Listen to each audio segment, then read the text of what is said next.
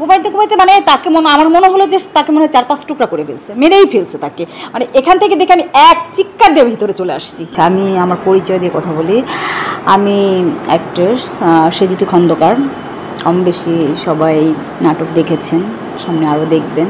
তো আমরা শুটিং নিয়েই ব্যস্ত থাকি।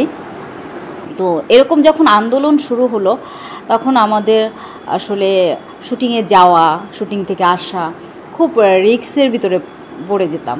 যা সকালবেলা আসলে 6টার সময় আমাদের দেখা গেছে ক্যামেরা শুটিংয়ে ক্যামেরা ওপেন হয় 10টায়, কিন্তু আমাদের এখানে বাসা থেকে চলে যেতে হতো 6টায়। কারণ হলো যে যদি 8টা বা 9টায় বা 10টায় যদি আমরা বের হই, যদি রাস্তায় এরকম গণ্ডগোল লেগে যায় যে আমরা গাড়ি নিয়ে মুভ করতে পারতেছি না বা আমাদের ওখান থেকে ব্যাক করায় দিল, তাহলে আমরা শুটিং স্পটে যায় পৌঁছতে পারবো না, যার জন্য আমাদের 6টায় বের হতে হতো।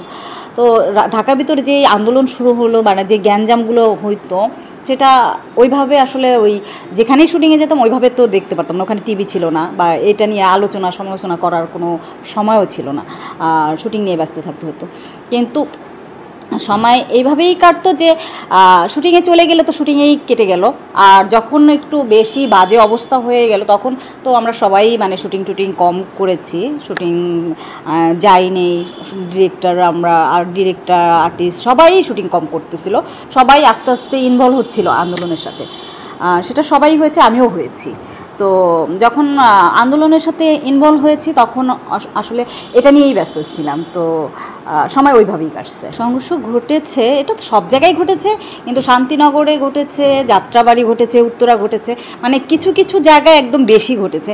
তো এখানে যেটা ঘটেছে সেটা তো অনেক মানে মানুষ আহত হয়েছে। শান্তিনগরে ওইভাবে মারা কেউ যায় নাই, যেটা নিউজে আসে নাই, কিন্তু 2-1 জন যারা মারা গিয়েছে সেটা নিউজে আসে নাই, যেটা আমরা চোখের থেকে মানে একদম চোখের সামনে থেকে দেখেছি।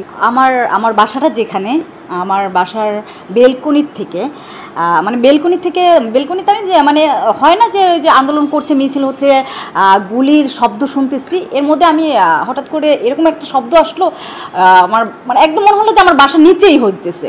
তো আমি দৌড়ায় গিয়েছি আমার বেলকনিতে যাই, দেখি যে ওইখানে কোনো একটা মানুষকে, সে কোন দলের ছিল, আওয়ামী লীগ, বিএনপি বা ছাত্র কে ছিল আমি জানি না, কিন্তু তাকে দেখতেছিলাম যে এলো পাতালি মানে কোবানো হইতেছিল।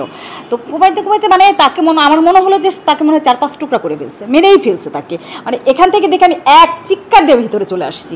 আমি ওটা নিতে পারতেছিলাম না, একদম আমার চোখের সামনে না, আমার বাসার গলিতেই এরকম একটা অবস্থা। তারপর আমাদের এই যে এখানে যেগুলো মানে গেট ছিল, রাস্তার যে গলির গেটগুলো ছিল, একদম ওইটার পর থেকে ওই গলির গেটগুলো সবগুলো আটকায় দিয়েছে, মানে ভিতরে যেন কেউ ঢুকতেও না পারে, বের হইতেও না পারে, এরকম একটা অবস্থা হয়েছে। একদম এখানে যতগুলো গলির গেট ছিল সবগুলো আটকায় দেওয়া হয়েছে।